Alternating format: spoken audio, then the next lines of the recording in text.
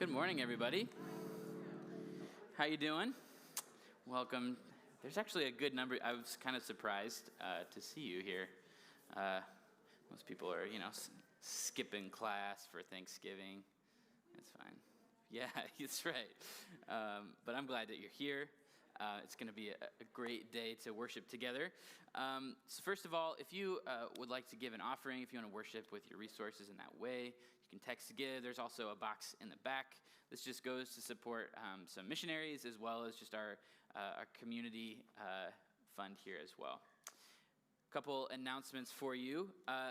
12/1, December. Wow, it feels weird to say that word. December 1st, which is in a couple weeks, we are having another presence and baptism night. And so we'd love for you all to come. It's 8 p.m. Wednesday night. But also, if you would like to be baptized, if that's something that God is inviting you into, if you'd like to join our community in that way, we'd love to celebrate with you that night with baptism. If you're interested, you can come talk to me after service, or you can email Rob at campushouse.church. What else? Game night this Wednesday, 7 p.m. Haley's hosting that. Please come. It'll be super fun. If you're around, Trying to read if there's anything else I need to say to you. I think that's it. Okay. And then one last thing. Next Sunday, the 28th, we're just going to have one service, and it'll be the 10:30. So if you normally come to the 9, don't. It'll be at 10:30, so join us for that. So something that we as Campus House have felt God invite us into is to not think about how we schedule our life around programs, but rhythms of life. And so up is our life with God. In is our shared life together.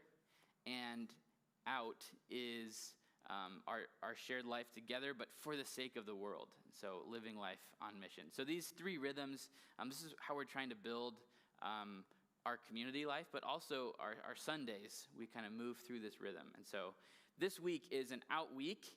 And today I wanted to call attention to an event we had last Friday here in the big room. So this is a video Rob put together.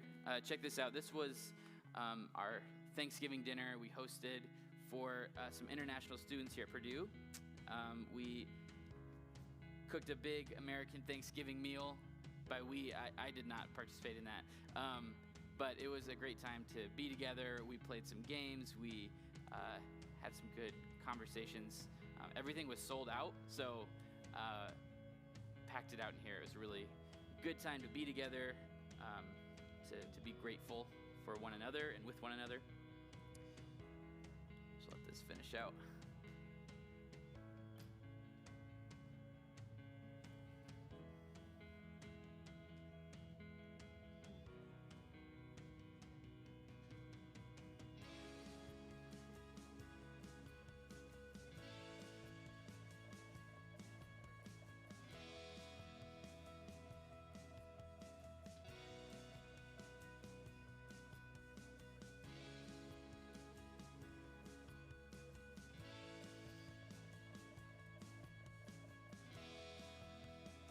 So one last thing I wanted to note, just thinking about our life in this out space, being on a mission in the world, living our community life for the sake of the world. Just thinking about the international student population that's here. Some part of our community, some are not. But I think this is one of the greatest opportunities to love our neighbors. To welcome a population that's far from home, to help them acclimate to this neighborhood, to offer and to receive friendship, to share and learn from each other's cultures, whether that looks like welcoming them into our Christian community or just blessing whatever they're doing in the world. I think there's a call for some real creativity on our part to say, what does it look like for us to embody a space that's welcoming and is just wanting to learn and to know and to be with our international neighbors. So if that's something that you are passionate about, if that's something that maybe God's stirring something in you, please come talk to us. Talk to Haley. She's heading up our international student ministry. And Yeah, or even if you are an international student who wants to help Campus House to love this community well, we would love to hear from you and let you help us in that way. If you guys would stand together, I'd like to call us to worship. Just going to read from Romans 5, an imaginative reading of what Paul is saying here in the letter to Rome. For it is through the faithful Jesus that we are vindicated, liberated. At last we have peace. And we now, in deep loyalty and fidelity to him, we are left standing in his grace. What a gloriously graceful God. So glorious, in fact, that even our suffering is welcome. That there is space here for our trouble and our pain because it leads us to patient endurance. And that endurance helps us to become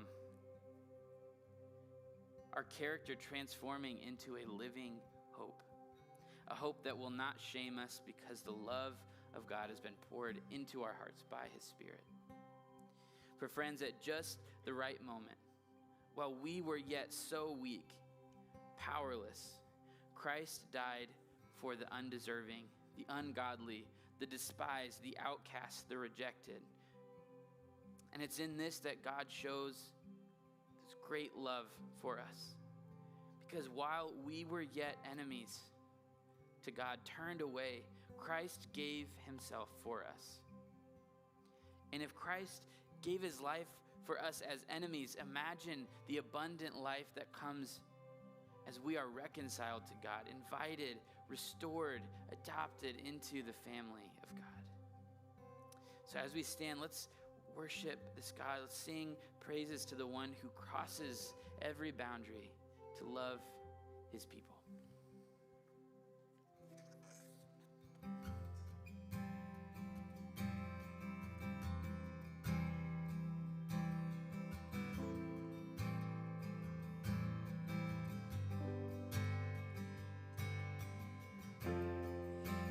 Everyone needs compassion and love that's never failing.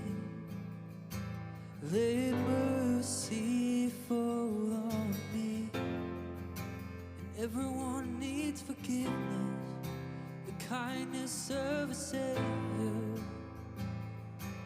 the hope of nations.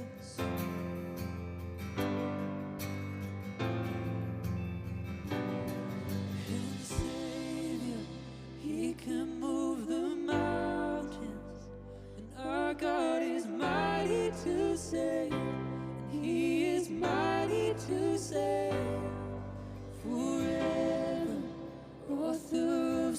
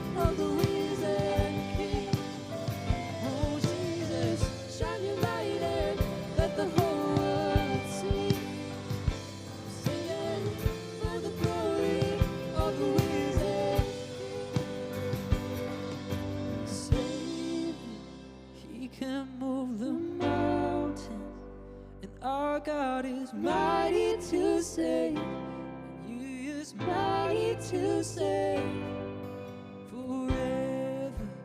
Author of salvation, arose and conquered the grave. Jesus conquered the grave. Satan, He can move the mountains. Our God is mighty to save. He is mighty to save. Author of salvation, He rose and conquered the grave.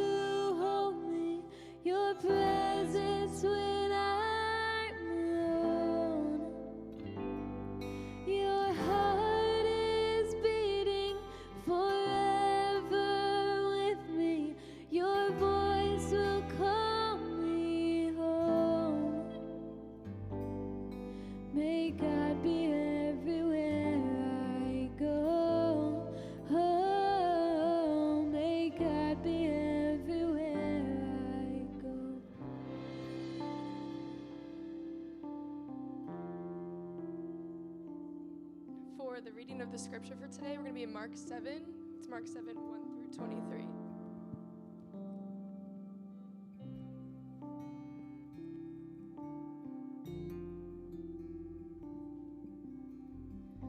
The Pharisees and some of the teachers of the law who had come from Jerusalem gathered around Jesus and saw some of his disciples eating food with hands that were unclean, that is, unwashed. The Pharisees and all the Jews do not eat unless they give their hands a ceremonial washing, holding to the tradition of the elders. When they come from the marketplace, they do not eat unless they wash, and they observe many other traditions, such as the washing of cups, pitchers, and kettles. So the Pharisees and teachers of the law asked Jesus, "Why don't your disciples live according to the tradition of the elders instead of eating their food with unclean hands?" He replied, "Isaiah was right when he prophesied about you hypocrites, as it is written, 'These people honor me with their lips, but their hearts are far from me. They worship me in vain. Their teachings are but rules taught by men. You have let go of the commands of God and are holding on to the traditions of men." And he said to them, "You have a fine way of setting aside the commands of God in order to observe your own traditions. For Moses said, 'Honor your father and mother,' and anyone who curses his father or mother must be put to death. But you say that if a man says to his father or mother, 'Whatever helps you might otherwise have been received from me is Corban,' that is, a gift devoted to God. Then you have no longer let him do anything for his father or mother. Thus you nullify the word of God by your tradition that you have handed down." And you do many things like that. Again, Jesus called the crowd to him and said, "Listen to me, everyone, and understand this. Nothing outside a man can make him unclean by going into him. Rather, it is what comes out of a man that makes him unclean." After he had left the crowd and entered the house, his disciples asked him about this parable. "Are you so dull?" he asked. "Don't you see that nothing enters a man from the outside can make him unclean? For it doesn't go into his heart, but into his stomach, and then out of the body." In saying this, Jesus declared all foods clean. He went on, "What comes out of a man is what makes him unclean. For from within, out of men's hearts, come evil thoughts, sexual immorality, theft, murder, adultery, greed, malice, deceit, lewdness, envy, slander, arrogance, and folly. All these evils come from inside and make a man unclean." Thanks, Jesse. Would you pray with me? God, we are here for you today.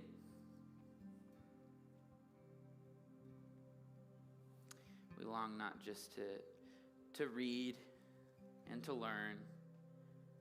It's good things, but we want to be changed by you today. We want to come out the other side of Sunday looking more like Jesus. And to understand that the way we do that is the same path that Jesus trod. Up the hill, to the cross, through the grave, and out the other side. And so, Lord, if there's anything in us today that you want to prune off, anything that needs to go, could we listen to you? Would we follow you? Could we become a community that hears you and responds in loving faithfulness? Because as we read in Romans, that we're standing in that grace. The grace of you, a God who didn't just love your friends, didn't wait for us to turn to you, but you came while we were against you. Would we take on that same challenge? Would we become your people? We ask all this in your name, Jesus. Amen. You guys can have a seat. This morning, I wanted to share a couple stories with you. The first is a little soap opera drama from my own life, so you're welcome in advance. A few years back, I was in a relationship with a charming woman whom I really thought I was going to spend the rest of my life with this person. And we'd been together for a few years. I was talking to her parents about engagement. I was looking at rings. And out of the blue, for me, probably not for everybody else, but out of the blue for me, she ended the relationship. And as these things go, sometimes it was not a great parting of the ways. Some wounds were given, some words were said. It was unfortunate, it was painful. Years later, I had met and married my wife, Emma. I graduated college, truly healed, forgiven, repented, all the things that I felt like everything was fine in that relationship, and truly wished her the best. And she had, this sentiment was shared. She moved on, married a friend of mine, and this was great, except that the guy that she married is the brother of some of our best friends.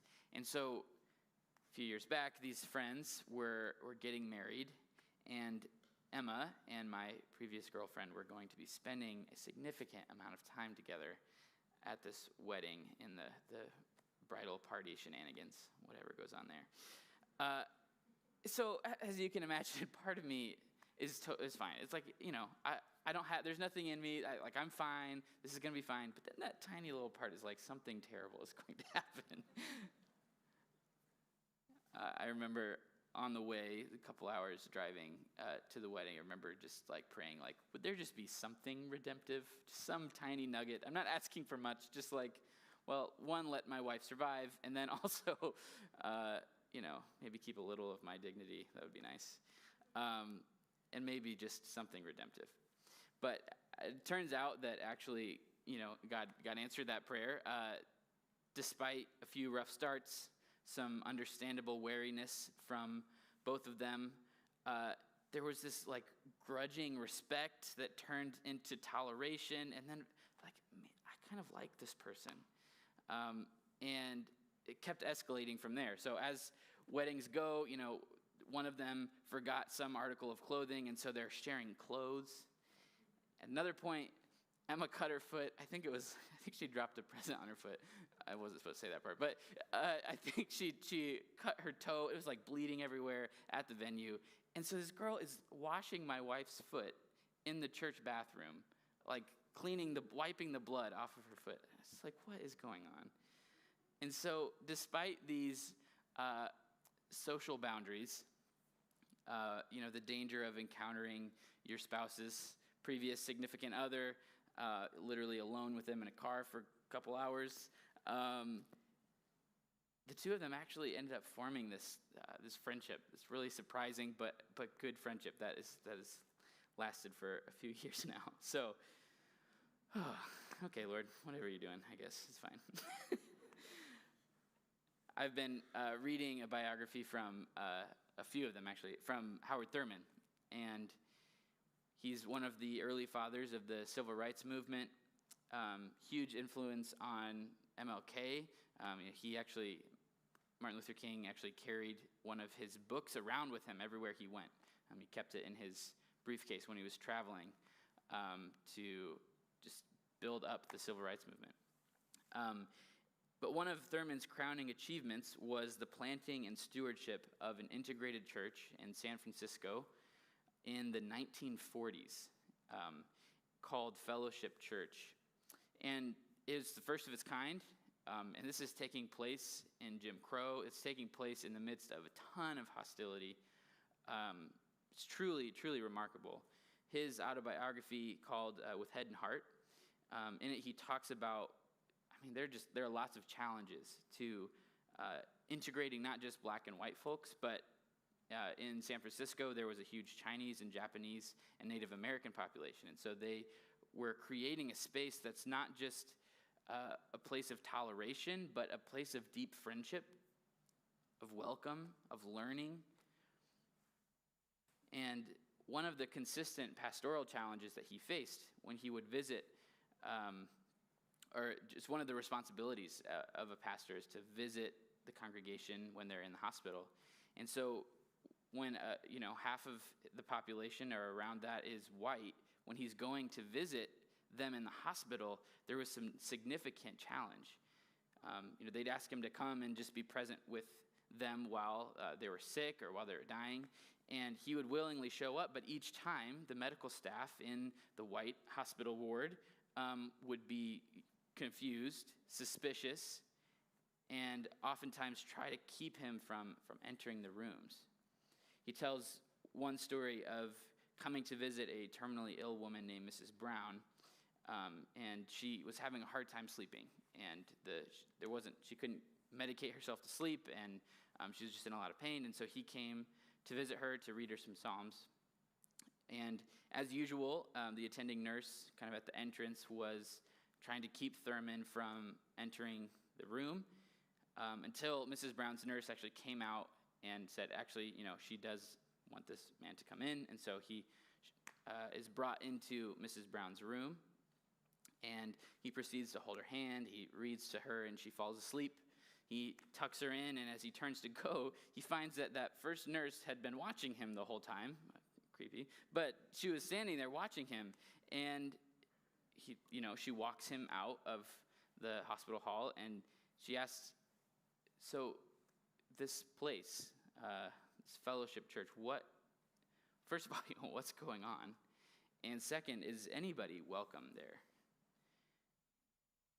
And this woman, who was initially offended, even afraid of a black pastor crossing this segregated boundary of the hospital to visit a patient, to help her sleep and be comfortable while she was dying.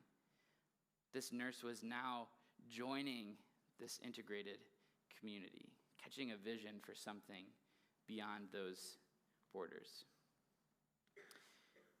Another memoir highly recommend is a guy named Gregory Boyle, and he has one of his memoirs is called Tattoos on the Heart, and he has a ministry called Homeboy Ministry, and it takes place in East LA, where he is working really toward the reconciliation of a lot of the gangs in that part of the city.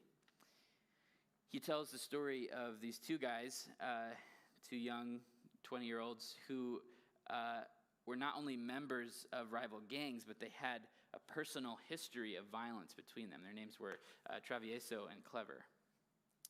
Travieso had been working at one of the shops that Homeboy Ministries had started, basically a place for some gang members to find a vocation, to learn some trade skills, to join a community that's living more holistically and in a life-giving way. And so Travieso had been working there for a while, and Clever was a new hire. And so Boyle was taking him around the shop, helping him to meet the new coworkers, teaching him the place. And when it came to the end of the line, it was Clever and Travieso. And they couldn't shake hands. They wouldn't look each other in their eye. And there was just too much personal history there. And so he's like, if this can't work, you got to leave now. But they end up staying, and they end up working together. They're committed to a fresh start. They're committed to trying something, and so they make it work. A few months later, Travieso is jumped in an alley and beaten next to death. He actually ends up dying in the hospital as Father Boyle prays over him. But that night, he gets a call from Clever, who didn't know that Travieso had passed. He just knew that he was in a lot of pain. And so this is the story that Boyle recounts. Hey, Clever says awkwardly, that's messed up about what happened to Travieso. Yeah, it is, I say to him. Clever asked, is there anything I can do? Can I give him my blood? It's the first thing he could think of.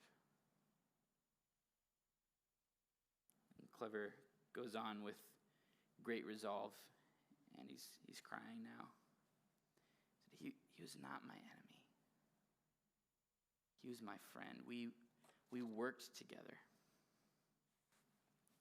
And so these two gang members crossed the boundaries of hatred, of gang loyalty, and even personal revenge to work together, but then to become friends so close that they're willing to give their blood for the other. Lastly, Boyle tells of a situation at his church called Dolores Mission. In 1986, in response to a need in their community, they declared themselves a sanctuary church and opened up their church to men and women and children who were refugees in their community. There were lots of issues with this. Some people in their city did not like what they were doing, and so they got hate mail. People spray painted their church. There was also a lot of media attention, which actually is not something that they wanted. But there was also this practical issue that on Saturday night, you'd have 100 men sleeping in the sanctuary, and then Sunday morning at 7:30, it stinks. Lysol and a vacuum can only do so much, right?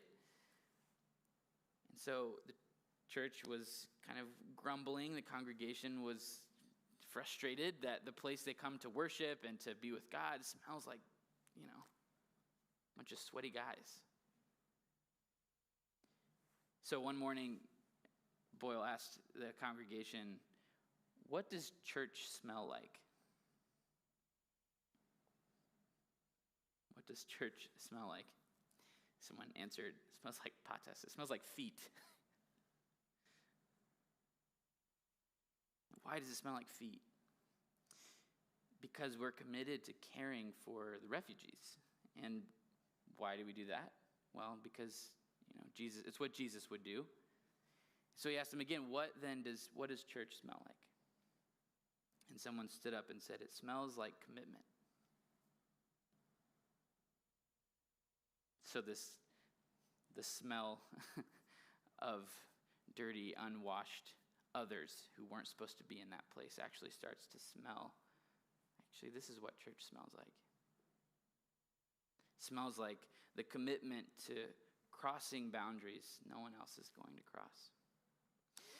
And this is where we find Jesus in Mark chapter 7.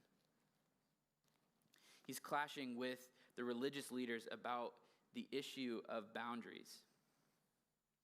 And I'm not going to lie, this passage is actually pretty challenging, not just because the message and the challenge Jesus is giving is hard, but because there's a lot of cultural stuff going on in the passage that a surface reading, especially just reading it in English, is hard to pick up on everything that's going on. And honestly, I wanted to do a big teaching. I love to learn. I love just digging into these cultural things, and I want to talk about the difference between our understanding of clean and unclean and purity versus first century Second Temple Judaism. We're not going to do that, though, because that's just not what this space is for, right? Like, this space is, yes, to learn, but it's so that we can catch a vision of what God's kingdom is like. We can hear what Jesus is challenging us to do, and then to embody it, to obey, to become that kind of community in the world. So that's what I'm aiming for. I want to do just enough work that we can hear Jesus' challenge and then obey. So first of all, there's this argument between Jesus and the Pharisees. That's what's going on in Mark 7. And there are 3 levels to this argument. So there's this practical level, the practice. It's what's on the surface. It's when you read it, it's like, okay, that's clearly what they're talking about, the specific issue. The second level is the principle. It's the thing that they're really trying to talk about. And the parable is this kind of blow your mind, deep meaning underneath everything. I don't know if you've seen this trend on Twitter, but it's broke, woke, bespoke. Anybody? Okay, here, this is not an endorsement, but just some examples for you. So any teachers or TAs in the room, this first one will make sense. Broke, grading. Woke, ungrading. Bespoke, not grading at all. Like, not even assigning anything. Is there a way we can do that? For the CS people in the room, broke, Python is good. R is bad. Woke, if you dig deep enough, they're both terrible in their own ways. And bespoke, computers were a mistake. I'm going outside. Okay, thanks for that laugh. That's good. And this last one, broke, there's no Wi-Fi on buses. Woke, there's Wi-Fi on buses. And bespoke, break up the telecom oligopoly so your 5G data costs a bargain. There's no need for onboard Wi-Fi anymore. Okay, so this is kind of what's going on here. There are these three levels of understanding. So the surface level understanding, that's the practice. The principle is what's actually at stake in the conversation. So, when siblings are bickering about, grabbing the last dinner roll or who has to go to bed first, but it's actually the reason they're bickering is because they had a fight earlier. It's that kind of thing. The principle is the fight that they had earlier. It's what they're really upset with each other about. And then lastly, the parable is the deeper value. It's the thing beyond just this small scenario. All right, so it's probably still a little confusing, but before I get into explaining each of these levels, I want to make a quick note about what's going on here, but also what's not going on. So Jesus was not advocating an abandonment of Torah, or what we would call Judaism, but was rather arguing with the Pharisees about how best to follow Torah. He's not fighting against Judaism. He was fighting within it. He was calling them, Jesus as a Jewish man was calling his fellow brothers and sisters to live out what Judaism was trying to do, what God was up to in the people. He was calling them to that. So with that note there, let's dig in. So the surface level concern, level one, the practice. What is the surface conversation that they're having? They are answering this question: do we have to perform ritual hand washing before we eat? Okay, that's the surface level.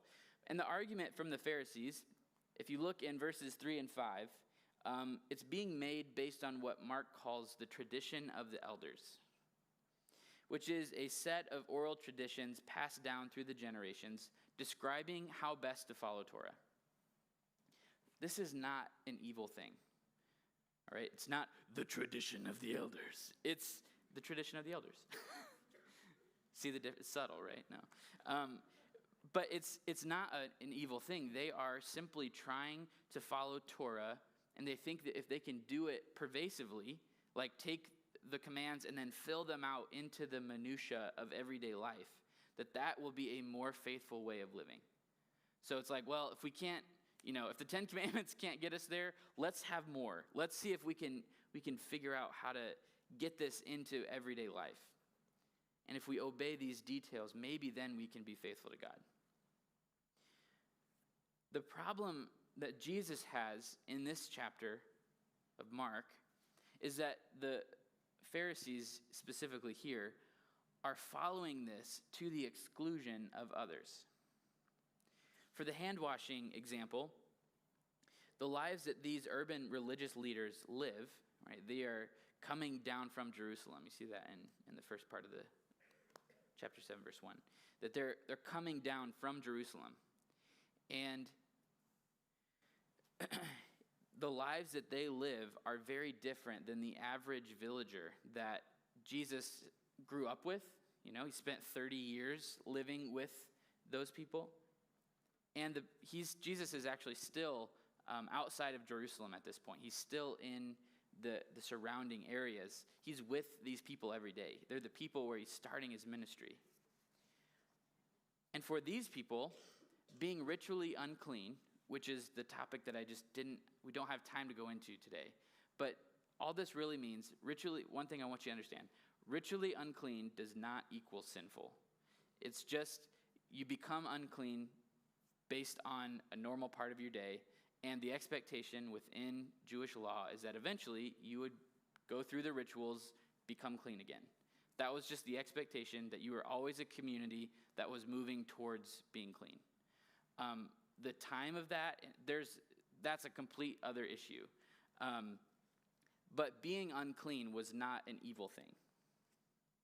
It was a normal part of the day, and it was especially a normal part of the day for the poor Galileans that Jesus is in community with. in a way that would not have been that way for the Pharisees as much. And so performing these rituals would have been a constant challenge and a financial burden in a way that it would not have been for the wealthy, non-manual laboring religious leaders. But for the Pharisees, this didn't matter. It was simply, let's define the rules, let's put up the boundaries, and live it. This takes us one level deeper to the principle. What's really being argued here is, how do you follow God's way? How do you obey Torah? That's what they're having a conversation about. The Pharisees' method of following Torah is that you take the law, you take the Torah, and you take your tradition, and you put them together, and you find a way for them to come out on the other side with clear, defined boundaries for how to live. And Jesus rejects their method in two ways. One, he does to their face, and it's a logical argument saying, this is actually not how you do this. And the second is by taking it to that third, deeper level, and that he just shares with his disciples. So let's look at that second level, Jesus' disagreement about how to follow Torah. So if you look in verses 10 to 13, Jesus points out to them how they are using their logic in an unsavory way. Look at how you use that same method to get out of caring for the elderly. So that's what is happening here. So in verses 10 to 13, he shares with them their own example. He says, you've taken these two commands. One command is to care for the elderly, which is the honor your father and mother. In this society, that is a command to care for the elderly. Outside of your family, there is no social structure. There's no safety net. And so the command to care for your family, to honor your father and mother, is to provide for the elderly. And that's really what is being targeted in this passage. But the Pharisees take this law and then they pit it against another one, which is to give to the temple. And so they find a way to mix it together so that you can get out of paying money to the elderly, taking care of your family, and instead give it to the temple. So unsurprisingly, the temple is the source of the Pharisees' wealth, right? They're funded by they're temple people. And so they found a way to get the money from the elderly to the temple. In the words of Jesus and Owen Wilson, wow. You have a fine way of rejecting the commandment of God to keep your own tradition. So that's pretty intense, but Jesus takes it one level deeper. He says there's not just a better way to follow Torah. There's also a new way to be a community. He says, this is how my new community is going to function. In verse 17, he calls his disciples to him, and they don't know what's going on. He says, don't you understand what's really going on here?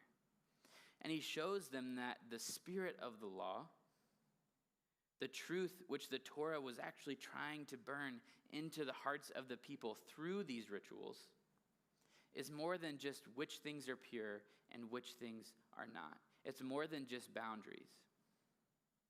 Jesus is saying that these requirements are intended as a parable about the direction impurity travels. In short, he's saying moral impurity is of greater importance than ritual impurity. To say it another way, how we live in relation to God and other humans is more important than the rules that we use to help us do that. All right, this is subtle, but it's really, really important. Jesus is not condemning rituals and rules. He's putting them in their proper place. If you look in verses 8 and 9, Jesus tells the Pharisees twice, you have pitted your commandments, plural, against the commandment, singular, of God. Not all translations put it that way, but in Greek, it's entole, which is a singular, the command of God. And what do we know from Mark and from the other Gospels? What is the singular command of God? What command sums up all the law and the prophets? It's to love God and love your neighbor. To love God and love people. And so these rituals, which are neutral, okay? So we need practices. We need rituals. We need to know how to live. And rituals and tradition and even our tribes and our loyalties and our religions, they can help us get there. But the religious leaders in Mark, what Jesus is condemning is that they have allowed their traditions and rituals and tribes to keep them from obeying God's one command. So instead of those rituals helping them to become a distinctive people that lives for the sake of the world, they've instead become boundaries of clean and unclean. And in Mark 7, they're boundaries that exclude the poor and the elderly and the vulnerable.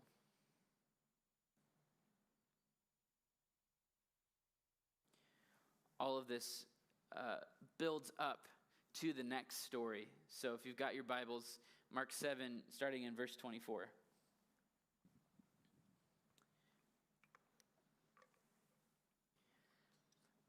From there he set out and went away to the region of Tyre.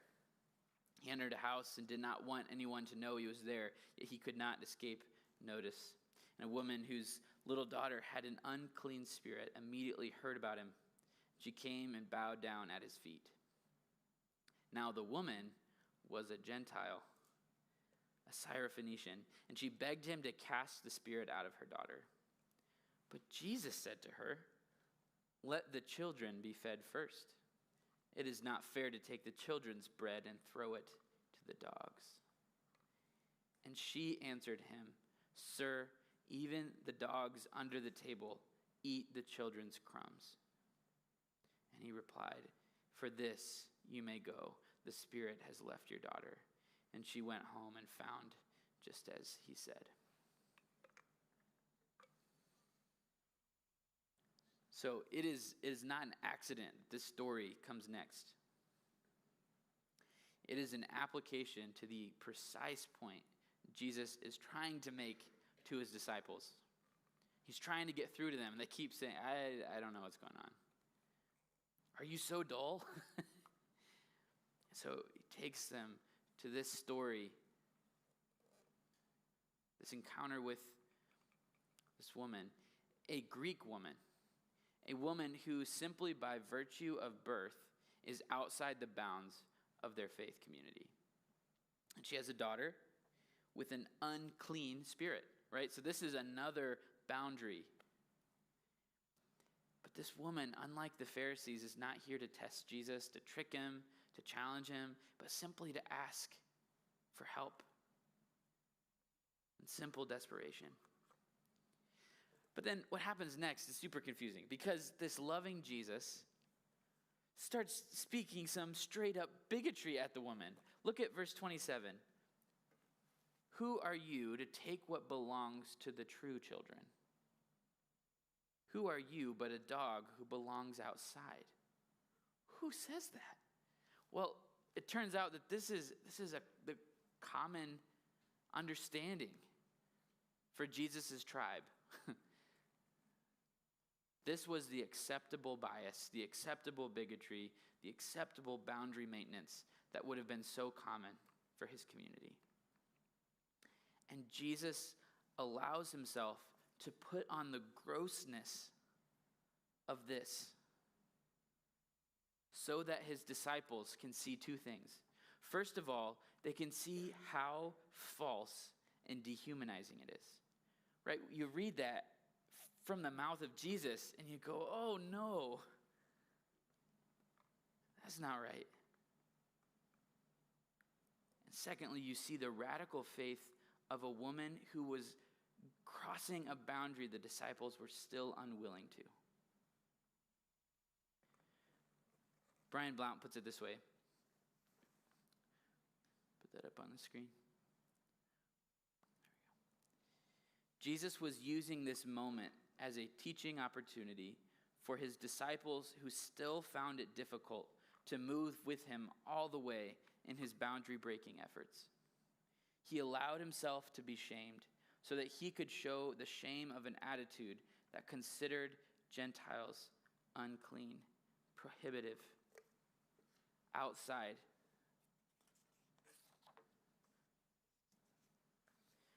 This woman's ability to look beyond these common boundaries of separation, to look beyond the cultural differences. She is embodying the precise point Jesus is trying to communicate to his disciples. She's a direct contrast between the religious leaders who are exclusive, above, elite, antagonistic, and instead she responds in a simple, faithful kingdom acceptance. She belongs in Jesus' new kind of community in a way the disciples still haven't gotten yet. Ched Myers puts it this way: against the dominant group boundaries, Mark offers a countervision in which a new, morally defined community, rather than just a rule-defined community, upholds the radical demands of scriptural tradition, which condemns profiteering and defends the welfare of the weakest members of society.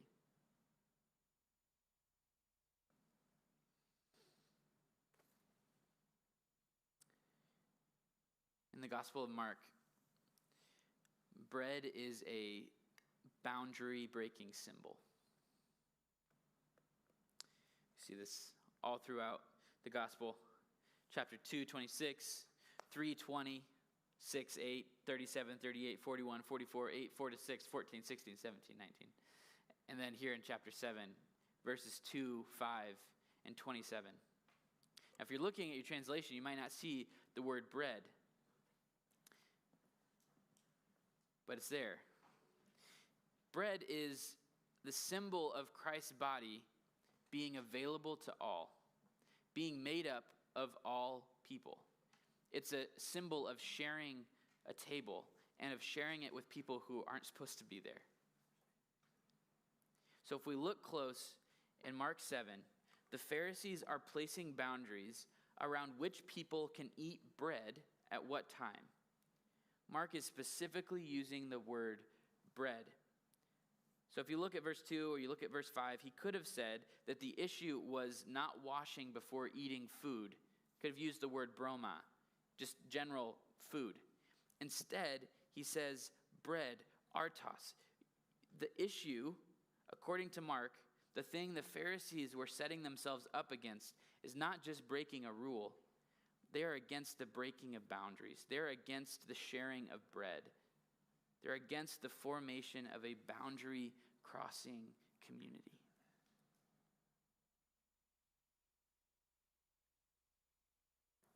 The next time that bread is used in Mark's gospel, I guess that's not true, he uses in chapter 8.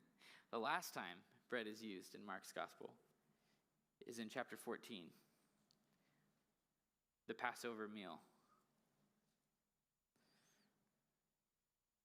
If you have your communion with you, there's some outside. If you just hold on to it, we're going to take it together. Before we take it, could we together, could we pray? I want to ask God's Spirit to bring to mind a boundary that you have been erecting, that has kept you from sharing the bread of God's self-giving, radical love. So would you hold on to your communion? Hold on to the bread and the wine. And God, would you bring to mind those places where we have kept up a wall that you have torn down?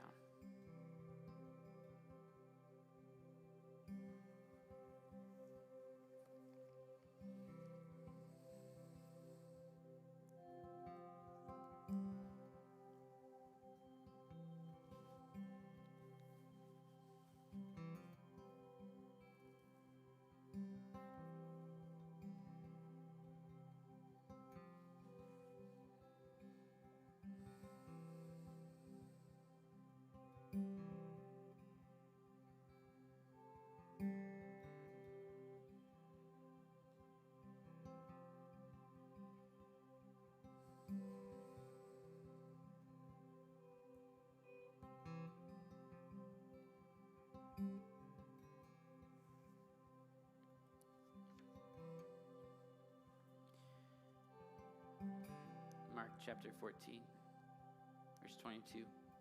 While they were eating, Jesus took bread. He'd given thanks. He broke it and he gave it to his disciples and he said, "Take this, it's my body. Take and eat."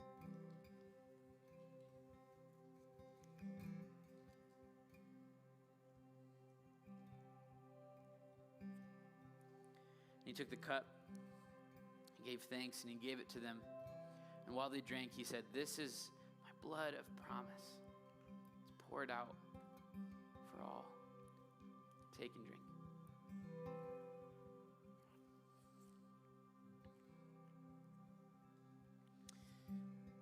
Let's stand together. Let's sing one last song. Let's sing for a God who is near, a God who fulfills our desires. But from that filling, we then pour out. All are welcomed at this table.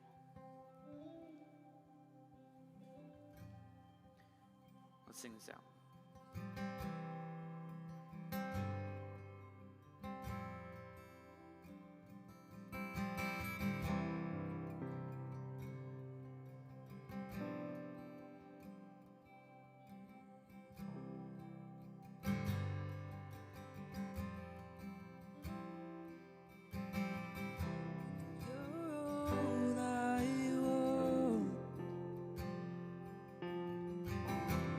You're all I ever needed.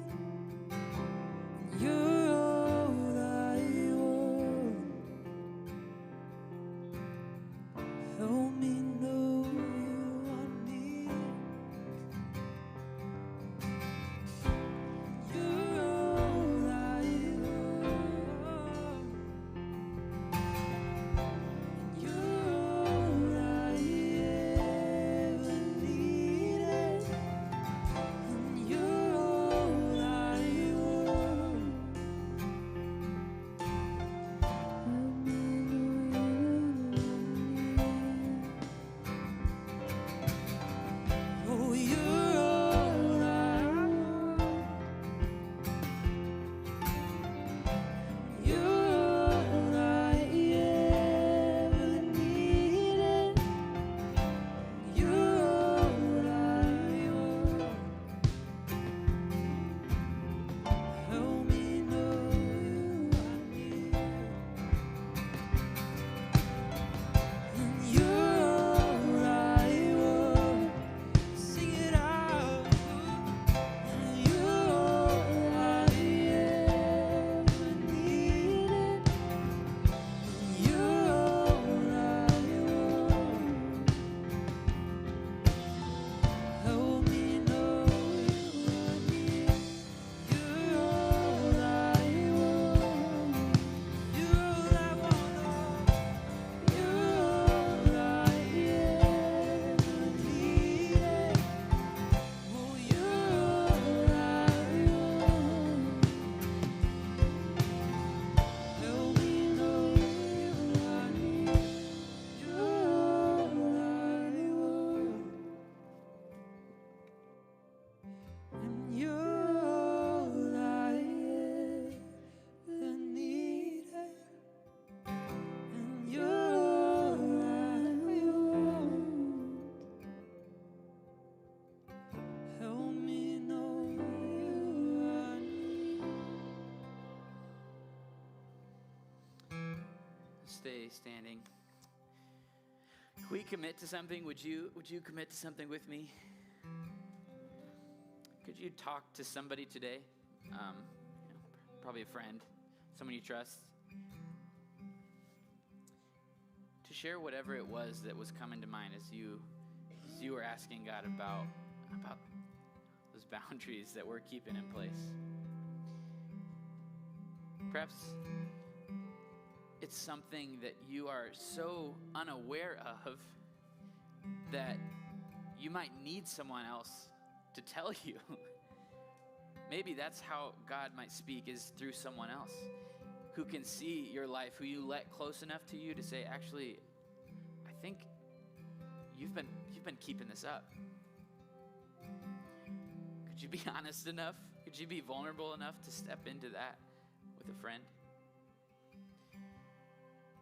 Could you commit to talking about what it is individually, but maybe even as a community? What are ways that we need to open up God's table to share the bread of God's love?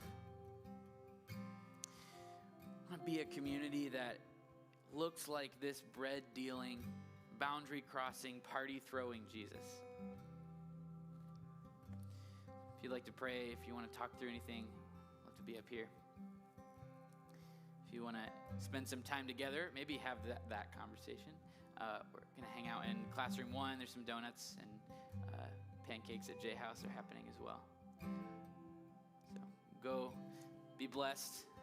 God loves you. God loves you so much. Become that love, share that love.